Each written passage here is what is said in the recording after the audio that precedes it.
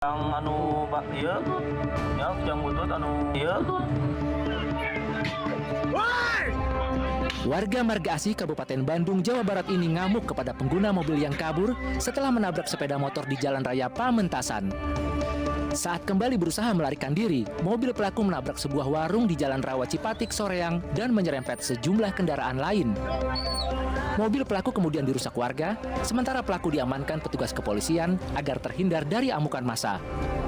Selain merusak warung, peristiwa tabrak lari ini juga merusak sejumlah unit kendaraan roda 2. Puluhan orang juga mengalami luka ringan, termasuk 2 anggota polisi, serta seorang warga dilaporkan meninggal dunia. Dia dari sebelah sana, dari sebelah sini langsung ke sini. Udah di sini nabrak semua, masih juga maju ke sana gitu loh. Jadi langsung kabur. Jadi langsung kabur, cuma karena di sana macet mungkin jadi kena warga. Untuk korban jiwa, informasinya tadi ada di sekitaran Ketapang, katanya ada yang meninggal dunia, tapi kami juga belum pasti. Untuk korban yang lain, luka ringan cukup banyak.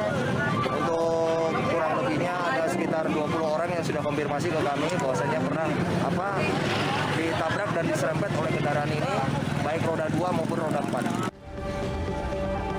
Pelaku beserta kendaraannya diamankan di Mapolsek Marga Asih guna penyelidikan lebih lanjut.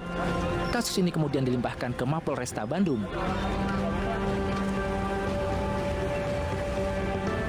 Jangan dorong-dorong, kasihan yang di depan. Ini sepuluh juga di depan ini. Ratusan warga saling dorong saat antri untuk membeli minyak goreng murah di kantor Divre Bulog di Jalan Haji Abdullah Silondae, Kendari, Sulawesi Tenggara. Mereka tidak sabar dan berusaha untuk bisa berada di deretan paling depan, padahal sudah dapat nomor antrian. Petugas pun kewalahan dan akhirnya menghentikan operasi pasar minyak goreng murah tersebut meskipun persediaan masih ada.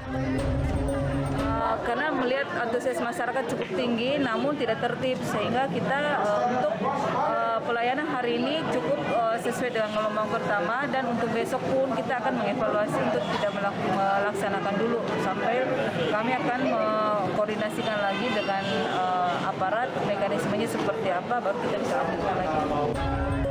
Ratusan ibu yang antri pun kecewa dan pulang tanpa membawa minyak goreng yang dijual Rp24.000 untuk 2 kg.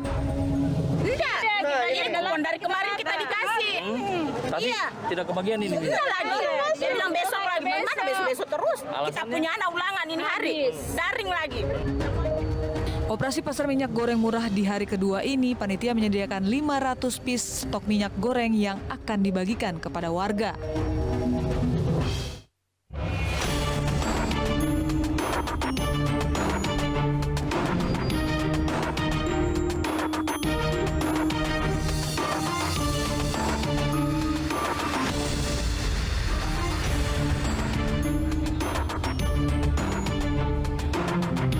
Nasib malang dialami seorang gadis di Jepara, Jawa Tengah. Ia dicabuli 2 pemuda usai pesta miras. Akibat pengaruh minuman keras, pelaku tega ruda paksa korban. Pemirsa, selain kasus tersebut, selama 1 jam ke depan, Realita juga akan menghadirkan berita-berita kriminal pilihan. Bersama saya, Lovia Nadia.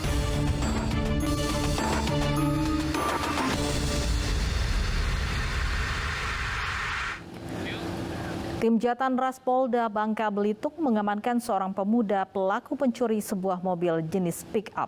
Pencurian dilakukan karena pelaku terlilit utang game online senilai Rp6 juta.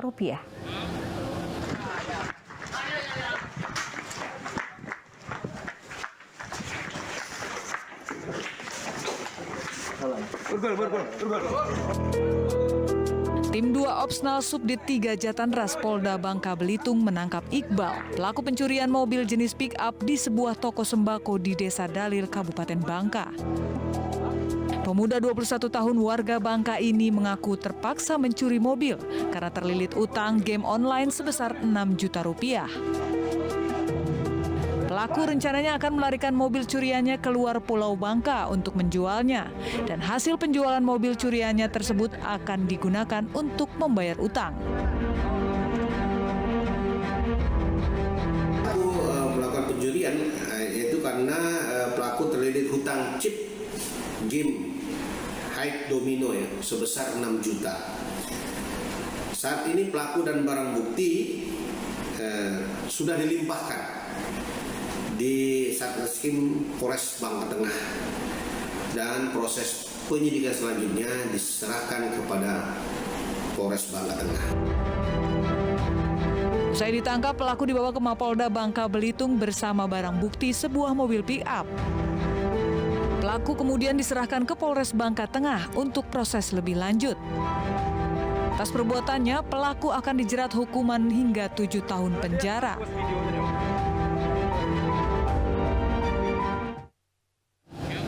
Pasangan selingkuh digerebek warga saat berbuat mesum di kamar mandi musola Kampung Cihaur, Kabupaten Bogor, Jawa Barat. Ironisnya masing-masing pelaku telah berkeluarga dan pelaku pria berprofesi sebagai guru agama. Kenaon sia? Kenaon? Hah?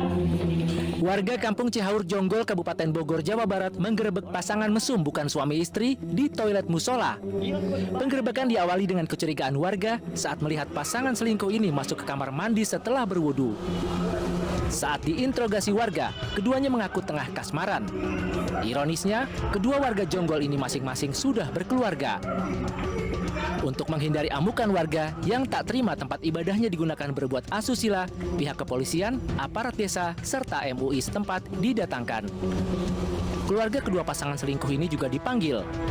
Keluarga saya cuma di tempat keluarga saya. Perempuannya orang Sriwijaya, lakinya perempuannya berarti lakinya orang Cibodas, ya kelakuannya di tempat keluarga saya.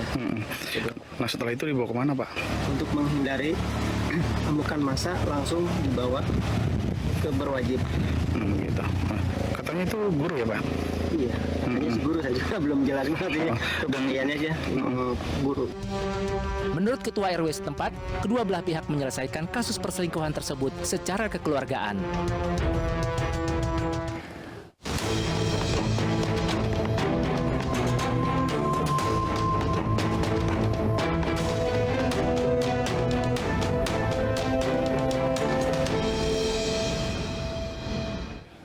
Warga Kecamatan Arcamani, Kota Bandung geger dengan penemuan jasad berjenis sekelamin wanita di pekarangan rumah warga. Jasad tersebut diduga dibuang pada saat malam hari sebelumnya oleh pelaku.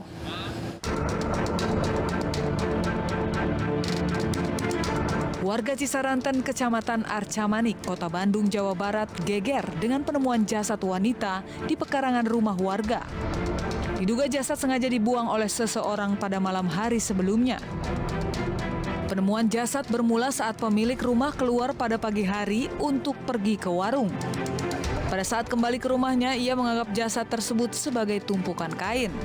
Namun pada saat didekati, pemilik rumah kaget benda yang tergeletak di pekarangan rumahnya bukanlah tumpukan kain, melainkan jasad seorang wanita. Melihat hal tersebut, pemilik rumah langsung lapor ke petugas keamanan perumahan dan kemudian menghubungi polisi. Iya, saya kan mau ke warung. Saya sempat mau ke warung sebelah situ di depan rumah itu. Saya balik lagi karena ingat kompor belum dimatiin. Pas ngelewat ke sini, saya lihat kayak gundukan sampah baju gitu. Cuma pas dilihat-lihat lagi kok ada kakinya. Jadi saya lari lapor suami yang ada di sana di rumah. Terus suami juga pas lihat betul ada itu gitu, ada yang di situ. Terus suami lapor ke satpam. Untuk sementara setelah kita amati, kita periksa dan inafis turun dari PMI juga dan warga melihat, sampai sekarang belum kita temukan adanya luka di korban. Hanya kakinya lecet dan kondisinya sudah kaku. Untuk penyelidikan lebih lanjut, petugas kepolisian dan Inafis membawa jasad tersebut ke Rumah Sakit Sartika Asih untuk diotopsi. Dua tersangka pembunuh seorang guru agama di sebuah pondok pesantren di Samarinda, Kalimantan Timur menjalani reka adegan. Kuasa hukum tersangka meminta agar kedua tersangka dihukum lebih ringan, mengingat usianya yang masih muda.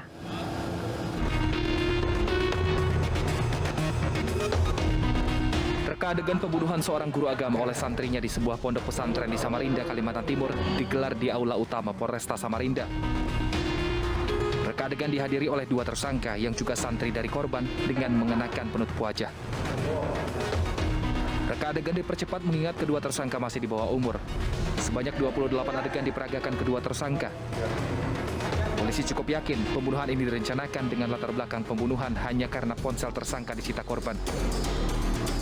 Kejadian berawal saat menjelang sholat subuh, kedua pelaku yang terpergok membawa ponsel oleh korban, kemudian korban langsung menyita ponsel para tersangka. Para tersangka pulang sambil berencanakan akan menakuti korban dengan memukul korban menggunakan kayu. Setelah pulang sholat subuh, korban diadang para pelaku dan dianiaya hingga terluka di kepala. Kemudian kedua pelaku langsung merebut kembali ponselnya yang disita korban lalu kabur. Kalau kita lihat dari rekonstruksi tadi, memang ada perencanaan untuk mencelakai korban. Pak, ada tersangka lain Pak terkait kasus ini? Sampai dengan saat ini belum ada keterangan yang menyebutkan pelaku lain. Kuasa hukum kedua tersangka akan berupaya semaksimal mungkin agar hukuman pada kedua tersangka diringankan mengingat usianya yang masih muda. Agar nanti di persidangan kami bisa berupaya maksimal. Kemudian juga paling tidak karena ini kan masih di bawah umur, masa depan juga dari anak ini kan juga masih panjang, sehingga kami sih inginnya nanti harapan kami ke depan paling tidak dari ancaman hukuman yang sudah ada paling tidak bisa berkurang lah. Atas perbuatannya, kedua tersangka akan dijerat pasal berlapis dengan ancaman pidana penjara 15 tahun. Sebelumnya, seorang guru agama di sebuah pondok pesantren di Samarinda, Kalimantan Timur, tewas dikeroyok santrinya sendiri usai menyita ponsel milik salah satu santrinya. Polresta Samarinda berhasil mengamankan para pelaku setelah mendapatkan laporan pengeroyokan tersebut. Para pelaku pengeroyokan korban menggunakan 2 buah balok kayu dan wajah ditutupi topeng usai sholat subuh dan merebut kembali ponselnya yang disita korban.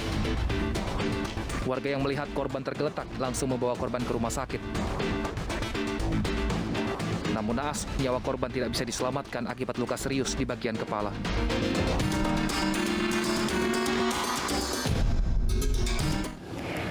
Calon Kepala Desa Batu Bintang, Pamekasan, Jawa Timur dibunuh warga desanya saat pulang dari rumah mertua. Polisi masih mendalami motif pembunuhan, termasuk otak pembunuhan keji tersebut.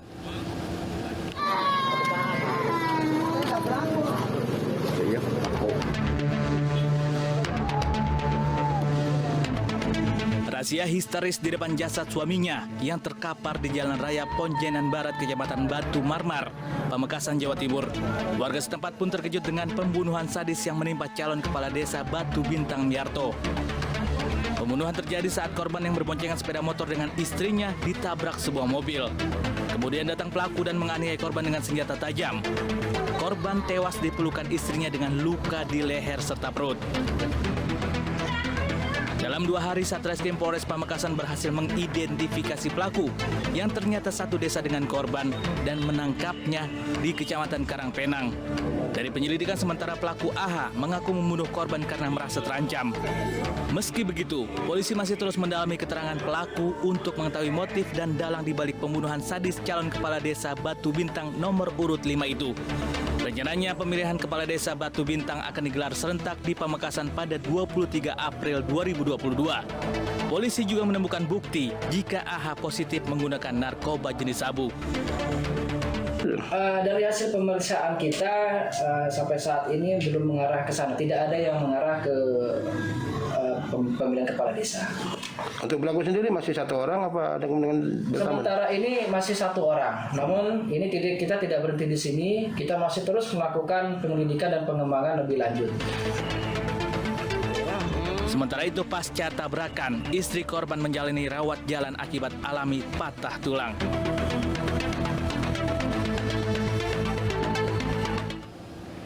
Tak terima listrik di rumah orang tuanya diputus, seorang pemuda di Bantul, Yogyakarta menganiaya pegawai PLN. Peristiwa penganiayaan tersebut direkam teman korban.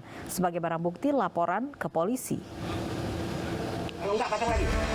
Ya saya nggak bisa pasang kalau kayak gini, Mbak. Kayak gini gimana? Kamu tuh cari masalah. Aksi kekerasan ini dialami karyawan PLN setelah mencopot meteran listrik di rumah salah seorang warga Sonosewu, Kapanewon, Bantul, Yogyakarta. Pelaku tidak terima aliran listrik di rumah orang tuanya diputus. Aksi kekerasan yang direkam karyawan PLN lainnya ini pun viral di media sosial. Buntutnya pelaku pemukulan yang diketahui bernama Adam diciduk aparat Satreskrim Polres Bantul setelah dilaporkan korban. Menurut petugas, PLN mencopot meteran di rumah tersebut lantaran terlambat membayar tagihan listrik sejak bulan Desember. Pria berusia 19 tahun yang sehari-hari bekerja sebagai penjual angkringan ini pun ditetapkan sebagai tersangka penganiayaan. 29 yaitu petugas PLN datang ke rumah tersebut untuk memberitahu apabila tidak segera dibayarkan akan dilaksanakan pemutusan meteran listrik. Untuk korban sempat dipukul di bagian pundak dan ditendang di bagian kaki dan badan. Polisi menjerat tersangka dengan pasal 351 KUHP tentang tindak penganiayaan dengan ancaman hukuman 2 tahun 8 bulan penjara. Seorang imam masjid di Kabupaten Luwu, Sulawesi Selatan tewas dianiaya pemuda saat hendak menunaikan sholat subuh. Korban ditemukan kritis bersimbah darah di teras masjid dan meninggal saat dirawat di rumah sakit.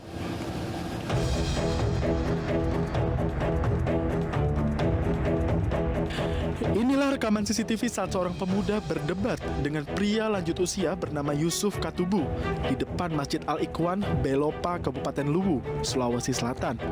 Pemuda tersebut tiba-tiba menganiaya Yusuf yang juga imam masjid di teras masjid menggunakan tangan kosong dan batu hingga bersimbah darah.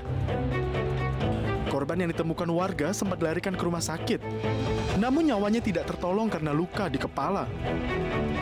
Saat kejadian, situasi Masjid Al-Ikhwan masih sepi karena baru akan masuk waktu sholat subuh dan korban merupakan imam di masjid tersebut. Dari hasil penyelidikan dan bukti rekaman CCTV, Polres Luwu akhirnya menangkap pelaku berinisial AN, 22 tahun. Kabar tertangkapnya pelaku membuat warga dan kerabat korban berdatangan ke Mapolres Luwu untuk memastikan dan melihat langsung pelaku. Dari hasil pemeriksaan, pelaku tega menganiaya korban lantaran marah, ditegur saat mengendarai motor. Pelaku mengejar korban yang jalan kaki di jalan raya hingga akhirnya dianiaya di teras masjid.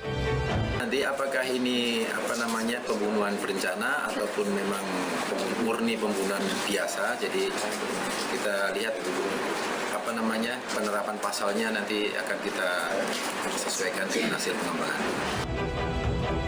Untuk keamanan, polisi tidak menampilkan pelaku di hadapan media untuk mencegah adanya serangan balasan dari keluarga dan warga yang emosi dengan perbuatan pelaku. Jasad korban sudah diserahkan ke keluarga untuk dimakamkan. Ya, waspada terhadap aksi kejahatan apapun bentuknya, jaga lisan terhadap orang lain agar tidak menyebabkan sakit hati yang akan berujung penganiayaan hingga hilangnya nyawa. Dari sejumlah berita yang sudah kami tayangkan, kita sebagai makhluk sosial harus saling menjaga lisan dan saling memaafkan agar tidak ada yang tersakiti. Sesaat lagi kami akan hadirkan kasus-kasus penganiayaan dengan latar belakang utang dan kalah judi. Tetaplah bersama Realita.